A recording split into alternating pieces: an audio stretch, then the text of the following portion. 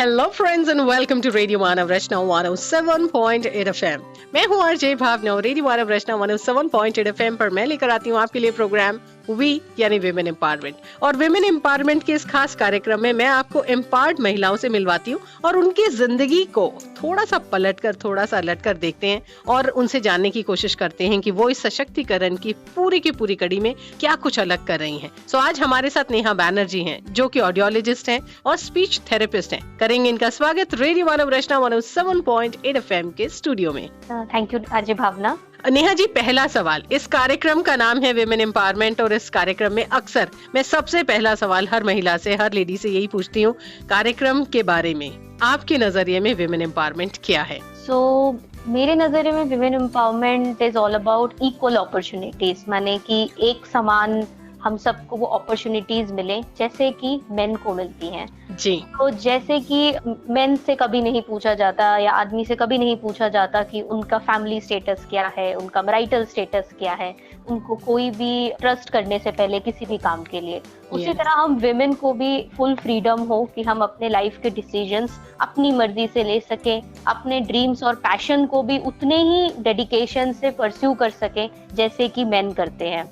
And हमको जब ये रियलाइजेशन होता है कि हम उतने ही केपेबल हैं वो सब कुछ करने के लिए जैसे कि हम घर पे करते हैं और बाहर भी उतने ही डेडिकेशन से कर सकते हैं, एंड इसके लिए हमें कोई भी सवाल नहीं पूछे जाए, कोई जजमेंट ना किया जाए, राइट। तो इस रियलाइजेशन को ही मैं विमेन एम्पावरमेंट समझती हूँ, and not just for the women but society में बाकी लोग भी इस रियलाइजेशन को समझें कि women are also equally important and should have equal opportunities just like men. Of course, जब दो जेंडर हैं तो हमें मान के चलने की जरूरत है कि दोनों जेंडर्स को इक्वल अपॉर्चुनिटीज भी मिलनी चाहिए और उन्हें समानता से ट्रीट भी किया जाए। लेकिन परेशानी ये कि कई बार महिलाओं के साथ ट्रीटमेंट थोड़ा अच्छा नहीं होता है। सो बताइए मुझे नेहा जी, ऑडियोलॉजिस्ट एग्जैक्टली क्या करता है और आप कैसे बच्चों की मदद कर रही हैं? सो एज एन ऑडियोलॉजिस्ट मेरी जो क्वालिफिकेशन के अकॉर्डिंग मैं लोगों को, सिर्फ बच्चों को ही नहीं, हर एज ग्रुप के लोगों को स्पीच और हियरिंग डिसऑर्डर्स में उनकी मदद करती हूँ। तो उसके ट्रीटमेंट में, उसके डायग्नोसिस में, उसके कॉज में और उनके लिए क्या पॉसिबल सोल्यूशन है, उन सब का एक whole assessment and diagnosis and treatment में मैं उनकी मदद करती हूँ। तो सबसे पहले इसमें हमें बहुत जरूरी होता है ये समझना कि समस्या क्या है। सो इफ आई से, अगर मैं इसको डिवाइड करूँ 3 कैटेगरीज में हमारे होल प्रोसेस को, so we have what, why and how. तो हम सबसे पहले हम क्या को ढूंढते हैं जो कि है समस्या क्या है। उसके बाद वो किस वजह से हुई है, क्या उसका कारण क्या है, या व्हाई इट हैज हैपेंड।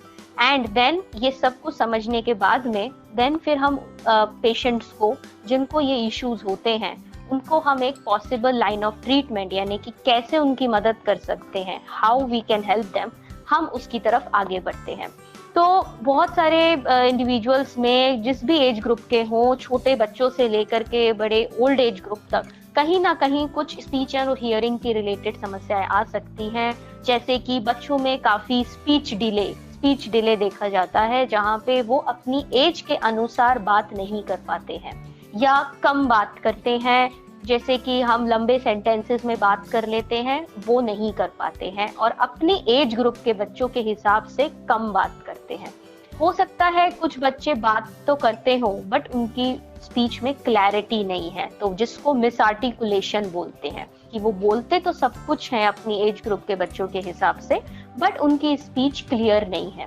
उसके बाद कई बच्चों में ऐसा भी देखा गया है और इवन एडल्ट्स में, बड़े लोगों में भी देखा गया है कि वो स्टैमर करते हैं, मतलब हकलाते हैं, कि वो साफ बोल पाते हैं, अच्छा बोल पाते हैं बट कहीं कहीं पे अटक के बोलते हैं, तो उसको स्टैमरिंग बोलते हैं और टेक्निकल भाषा में उसको स्टटरिंग बोला जाता है। तो उसमें भी हम उनकी मदद करते हैं थ्रू स्पीच थेरेपी, जहाँ पे स्पीच थेरेपी की कुछ टेक्निक्स के थ्रू हम बच्चों को या बड़ों को उनकी स्पीच प्रॉब्लम्स में उनकी सहायता करते हैं। उसके बाद वॉइस थेरेपी भी होता है जो कि हम वॉइस डिसऑर्डर्स के लिए करते हैं, कि कुछ सिंगर्स में या टीचर्स जो प्रोलॉन्ग्ड अपनी वॉइस का यूज करते हैं, it can also be in some people जो बहुत देर तक बात करते हैं, अगर उन्होंने अपनी वॉइस का ध्यान नहीं रखा तो उनको वॉइस डिसऑर्डर्स भी हो सकता है। और जब अगर उनको ऐसा कुछ वॉइस डिसऑर्डर होता है तो उनको वॉइस थेरेपी की मदद से उनकी वॉइस की क्वालिटी को इम्प्रूव किया जाता है। कुछ बड़ों में जैसे कि ओल्ड एज पीपल जो बूढ़े हो जाते हैं आफ्टर स्ट्रोक, हार्ट अटैक के बाद या पैरालिसिस अटैक के बाद उनकी लैंग्वेज लूज हो जाती है पोस्ट स्ट्रोक, तो किसी एक्सीडेंट की वजह से या मेडिकल कंडीशन की वजह से उनकी जो स्पीच या बोलने की जो क्षमता है वो कम हो चुकी है। वहां पे उनके लिए भी स्पीच थेरेपी की जाती है, जहां पे उनको वापस से बोलना सिखाया जाता है, उनकी लैंग्वेज को डेवलप किया जाता है। सो इन सभी चीजों को करने की वजह से जो जिस भी इंसान को स्पीच की इश्यूज हैं, हम उनकी क्वालिटी की ऑफ लाइफ को बेहतर करते हैं via speech therapy. So this was in a nutshell that how मैं कैसे हेल्प करती हूँ डिफरेंट एज ग्रुप्स के लोगों को for different speech issues. Neha ji, अब अगला सवाल हियरिंग प्रॉब्लम्स वालों के लिए। जो सुन नहीं पाते हैं ना, मुझे कई बार ऐसा लगता है कि उनकी दुनिया बड़ी शांत सी होती होगी, उन्हें बड़ी परेशानी होती है कि कैसे हम लोगों की बातों को समझें, जानें। उनकी कैसे मदद करती हैं आप? जिन लोगों को हियरिंग इश्यूज होते हैं, मतलब सुनने की समस्या, तो सुनने की समस्या में भी इतने सारे कैटेगरीज हैं या इतने सारे अलग अलग तरीके की परेशानियां होती हैं कि हमें पहले तो समझना होता है कि उनकी परेशानी क्या है और किस वजह से है। जब हम इसको समझते हैं तो फिर हम उनके पॉसिबल लाइन ऑफ ट्रीटमेंट की, अब उनके लिए सोल्यूशन क्या है, उसकी तरफ आगे बढ़ते हैं। जैसे कि फर्स्ट लाइन ऑफ ट्रीटमेंट रहता है हियरिंग एड्स। तो हियरिंग एड हम सबने सुना है, कान की मशीन जिसको हिंदी में बोला जाता है। तो हियरिंग एड बहुत समय से, बहुत पुराने टाइम से हम लोग देखते आ रहे हैं। पहले पॉकेट वाली हियरिंग एड्स होती थी जिससे आवाज उतनी क्लियर नहीं होती थी, राइट, और हम लोग देखते थे कि यूजुअली लोगों को उससे मदद नहीं मिलती थी। बट आजकल टेक्नोलॉजी इतनी आगे बढ़ चुकी है कि हियरिंग एड्स में भी digital hearing aids much better technology के साथ में है, जिससे कि आवाज काफी क्लियर सुनाई दी जाती है। तो hearing aid is first line of treatment. उसके बाद कुछ ऐसे भी पेशेंट्स होते हैं कि उनका हियरिंग लॉस इतना ज्यादा बढ़ चुका है कि उनको हियरिंग एड के थ्रू उतनी मदद नहीं मिल पाती है। उस केसेस में हम इम्प्लांटेबल डिवाइसेस की तरफ आगे बढ़ते हैं। Implantable devices are nothing but ऐसी डिवाइसेस जिनको सर्जन, ENT सर्जन सर्जरी करके कान के पीछे प्लेस करते हैं और उन डिवाइसेस की मदद से फिर जो पेशेंट है या मरीज है उन आवाजों को दोबारा से काफी अच्छे से सुन पाता है।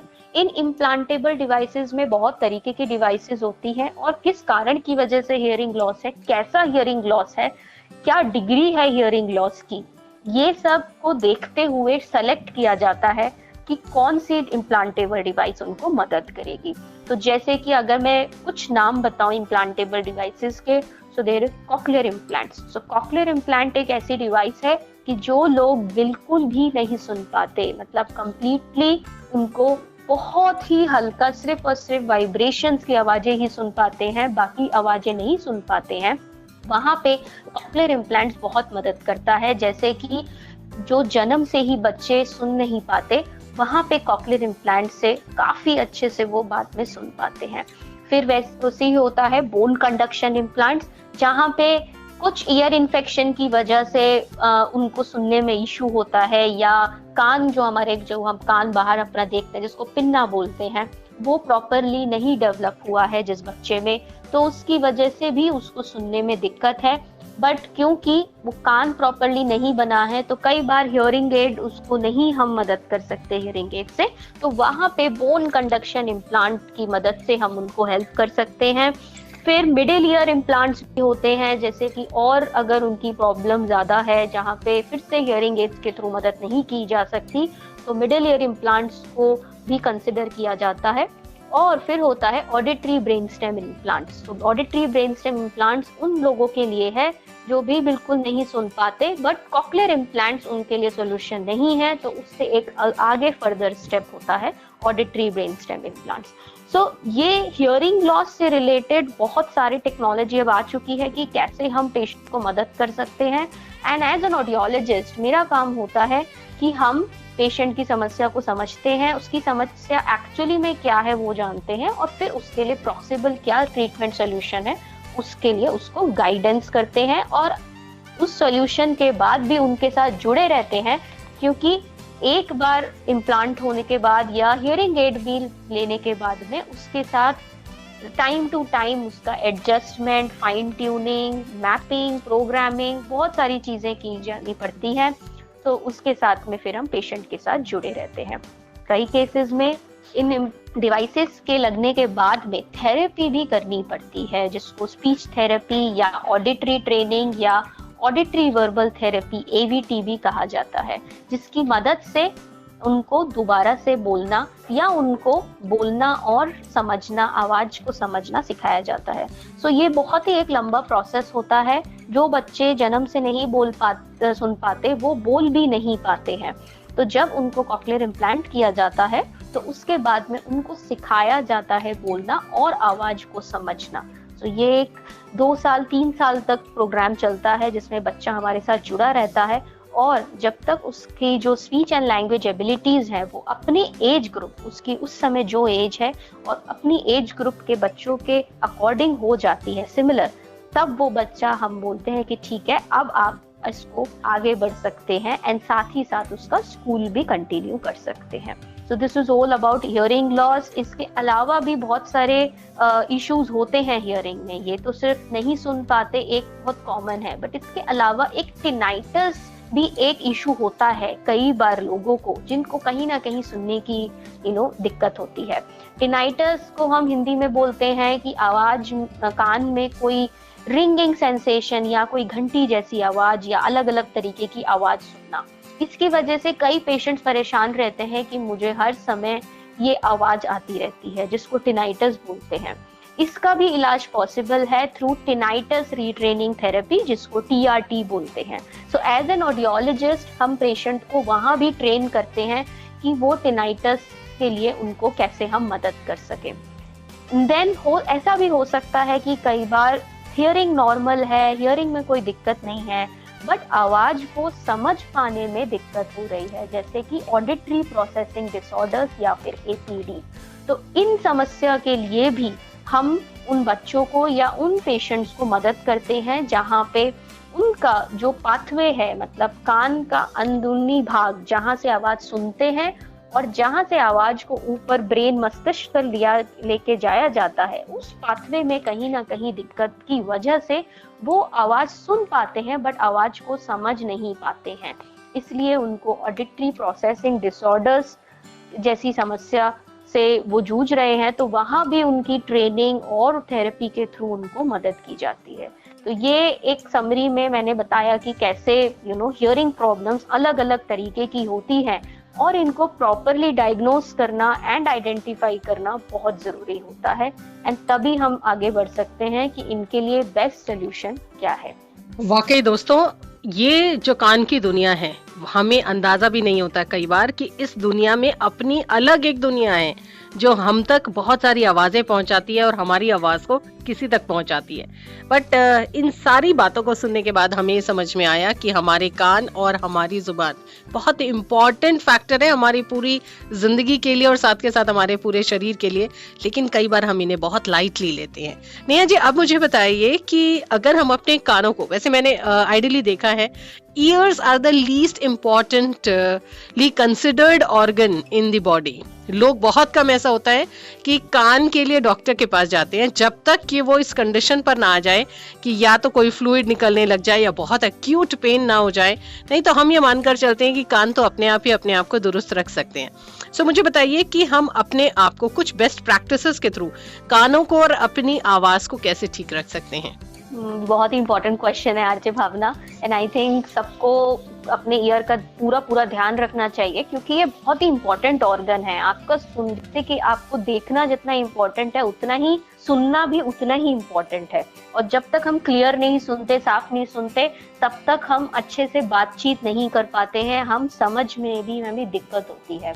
तो अगर कुछ प्रैक्टिसेस मैं बताऊं जहाँ पे हम अपने कानों को हेल्दी कैसे रख सकते हैं, तो उसमें सबसे पहले बहुत ही स्ट्रांगली मैं बोलूंगी कि ईयरबड्स का यूज नहीं करना चाहिए कान के मैल को क्लियर करने के लिए। हम लोग जानते ही नहीं है कि इस वैक्स का रोल क्या है। तो ये जो ईयर वैक्स या कान में जो मैल आपको जो लगता है, वो एक्चुअली अगर आप थोड़ा डीपली सोचेंगे कि क्यों बनाया गया है हमारे कान में, तो इस ईयर वैक्स का रोल एक्चुअली हमारे कान में होता है कि ये किसी भी फॉरेन ऑब्जेक्ट, मतलब बाहर से जो धूल मट्टी या कभी कोई भी बाहरी चीज अंदर अगर कान में घुसने की कोशिश करती है, तो ये वैक्स अपने चिपचिपेपन की वजह से उसको वहीं पे रोक लेता है, और उसको रोकने की वजह से ये कान में अंदर जान के कोई डैमेज नहीं कर पाता है ये फॉरेन ऑब्जेक्ट, जैसे कि डस्ट या कुछ भी। सो अगर हम ईयरबड्स के थ्रू उस वैक्स को क्लीन करते रहते हैं, तो कहीं ना कहीं हम उसके उस चिपचिपेपन, जो नेचुरल एक टेंडेंसी है उसकी बाहरी चीजों को रोकने की, हम उसको कम कर रहे हैं।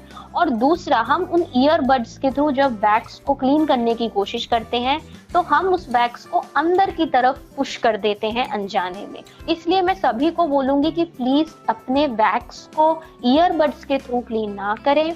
अगर आपको कान में दर्द महसूस हो रहा है और आपको लगता है कि बहुत भारीपन फील हो रहा है, तो एक ईएनटी स्पेशलिस्ट के पास जाके दिखाएं, जो कि देखेंगे कि अगर आपका वैक्स बहुत ज्यादा हो चुका है और उसको बाहर निकालने की जरूरत है, तो एक ट्रेन्ड ईएनटी प्रोफेशनल उनको उसको निकालेंगे। आप जब खुद से, या कई बार मैं देखती हूँ रेलवे स्टेशन पे लोग कान साफ करवाते हैं, उससे बहुत ही हार्मफुल है, क्योंकि वो लोग ट्रेन प्रोफेशनल्स नहीं है, वो आपके कान को अनइंटेंशनली डैमेज कर देते हैं, जिसकी वजह से आगे जाके इन्फेक्शन हो सकता है, एंड प्रोलॉन्ग चीजें ये कराने से आपको कहीं ना कहीं कुछ सीवियर डैमेज भी हो सकता है।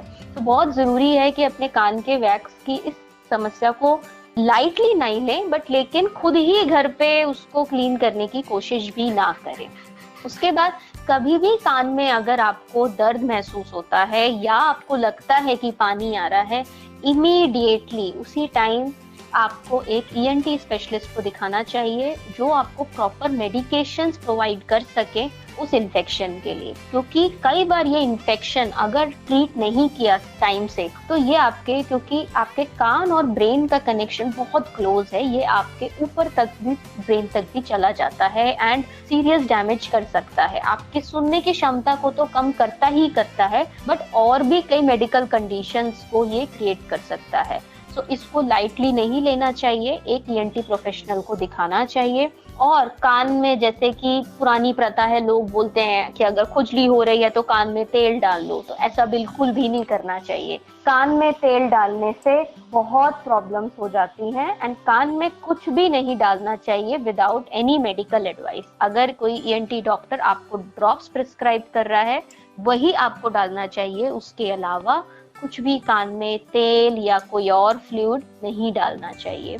और गंदे पानी में नहाने से अपने आप को बचाएं, मतलब कहीं तालाब या कहीं ऐसी जगह जहाँ पे पानी साफ नहीं है, वहां पे स्विमिंग करना, तैरना या कोई भी वाटर एक्टिविटीज से बचें, सो दैट वो गंदा पानी अगर आपके कान में जाएगा तो आपके कानों में इन्फेक्शन क्रिएट कर सकता है।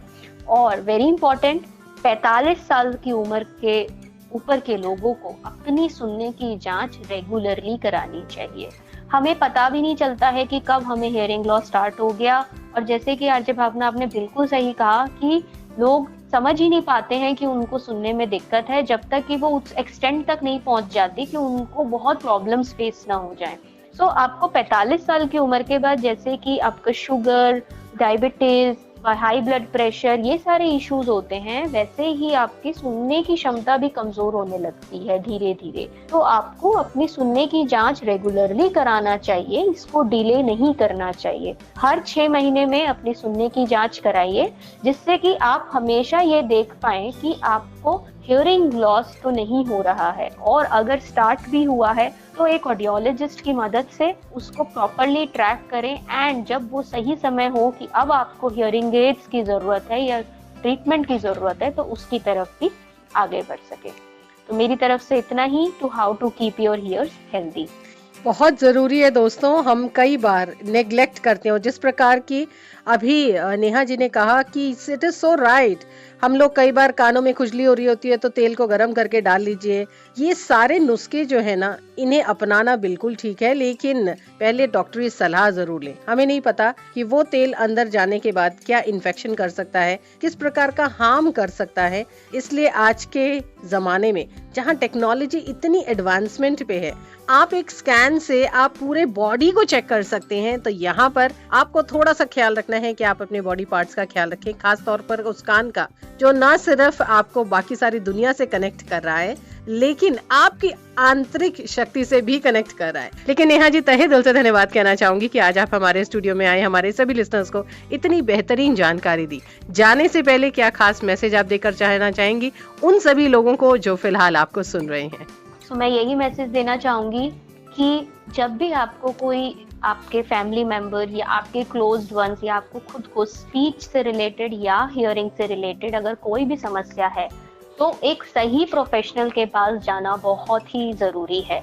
आप अगर एक गलत प्रोफेशनल के पास जाके अपनी समस्याओं का हल ढूंढेंगे तो आपको गलत ही सॉल्यूशंस बताए जाएंगे। तो सबसे पहले आपके लिए जानना जरूरी है कि किसको आपको दिखाना चाहिए। SLP स्पीच लैंग्वेज पैथोलॉजिस्ट या ऑडियोलॉजिस्ट ये ट्रेंड प्रोफेशनल होते हैं जो कि स्पीच और हियरिंग रिलेटेड समस्याओं का सही समाधान आपको बता सकते हैं। अब ये कौन होते हैं, क्या एजुकेशन बैकग्राउंड होता है, कैसे आप समझेंगे कि कौन ट्रेंड है और कौन अनट्रेंड है? SLP या ऑडियोलॉजिस्ट वो ट्रेंड प्रोफेशनल्स होते हैं जिन्होंने अपना एक 4 ईयर डिग्री प्रोग्राम जिसको BA SLP bachelor in audiology and speech language pathology और उसके साथ ही MA SLP masters in audiology और स्पीच लैंग्वेज पैथोलॉजी किया है, जो ट्रेंड है कि कोई भी स्पीच और हियरिंग रिलेटेड समस्याओं के लिए आपको गाइड कर सकते हैं। तो मैं आज के टाइम में ये मानती हूँ कि आपको एक प्रोफेशनल को कंसल्ट करने से पहले उसके बारे में जानना चाहिए कि उनकी क्या क्वालिफिकेशंस हैं, वो किस चीज़ के लिए ट्रेंड हैं और किस चीज़ के लिए अच्छे हैं। तो अगर आप ये जानेंगे तभी आप एक सही प्रोफेशनल से सही सॉल्यूशन की उम्मीद कर सकते हैं। ऐसे कितने सारे पेशेंट्स को मैं देखती हूँ जो गलत प्रोफेशनल्स के पास जाते हैं या जो ट्रेंड प्रोफेशनल है ही नहीं, उनके पास समस्याओं का हल ढूंढते हैं और वो चक्कर पे चक्कर लगाते रहते हैं कई लोगों के, पर उनको सही सॉल्यूशन नहीं मिलता। तो आप कहीं भी कंसल्ट करें, जिसको भी कंसल्ट करें, पहले उसके बारे में जानें क्या क्वालिफिकेशंस हैं एंड फिर उसके बाद उनको अप्रोच करें। Seek right professional at the right time. सही समय पे भी प्रोफेशनल को कंसल्ट करना बहुत ज़रूरी है। कई बार हम बहुत देर कर देते हैं सही प्रोफेशनल के पास जाने में और हमारी समस्या बढ़ जाती है और उसका सॉल्यूशन कई बार बहुत सिंपल होता है, बट वो ऐसी एक स्टेज पे पहुंच चुका होता है वो प्रॉब्लम कि कई बार फिर उसका सॉल्यूशन भी बहुत बहुत प्रॉब्लमैटिक हो जाता है। और सॉल्यूशन तो हमेशा है बट उसके बेनिफिट फिर हमको कम मिलते हैं अगर हमें काफी एडवांस स्टेज पे जाते हैं। सही समय पे एक छोटे स्टेज पे ही आपको प्रोफेशनल को कंसल्ट करना चाहिए और सही प्रोफेशनल को कंसल्ट करना चाहिए। बहुत ही खूबसूरत इन्फॉर्मेशन आपने दी है, बहुत सही इन्फॉर्मेशन दी है। अर्ली डायग्नोसिस और साथ के साथ अर्ली डिटेक्शन बहुत जरूरी है। फिर चाहे ये परेशानी कोई भी हो, आपके कानों की हो, आपकी आवाज की हो या आपके दिल की हो, अर्ली डिटेक्शन करवाइए। और साथ के साथ आज के जमाने में आपके पास प्रोफेशनल्स हैं, वो जो न सिर्फ आपके इस ऑर्गन को जानते हैं लेकिन इसकी पूरी पढ़ाई करके आए हैं। वो आपको सही सलाह भी देंगे।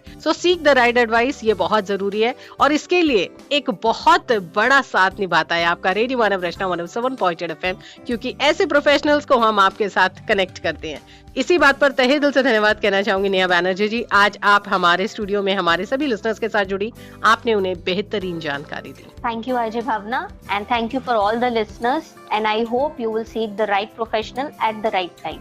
पर दोस्तों, अब वक्त है आपसे इजाजत लेने का और जब मैं आपसे इजाजत लेती हूँ तो वादा जरूर करती हूँ। फिलहाल मैं ले रही हूँ आपसे इजाजत, लेकिन वादा की मैं लौट कर जरूर आऊंगी। आप जुड़े रहेंगे रेडियो मानव रचना 107.8 FM